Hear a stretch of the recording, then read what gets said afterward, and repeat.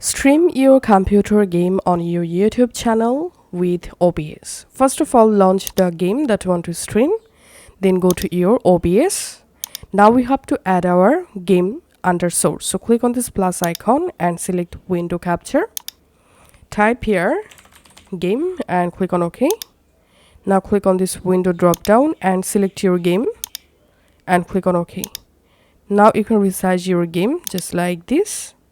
If you want to stream your game with game audio, then click on this plus icon, select audio output capture, OK, and select here your audio output device. Now click on settings,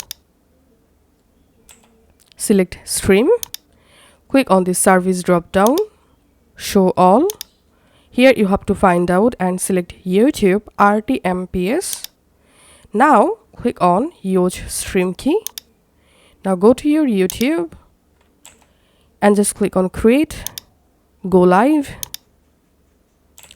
In here you will find your YouTube stream key. Just copy this stream key, then go back to your OBS and paste here your YouTube stream key. Now don't click on connect account, just click on apply and OK. Now all you have to need is just click on start streaming.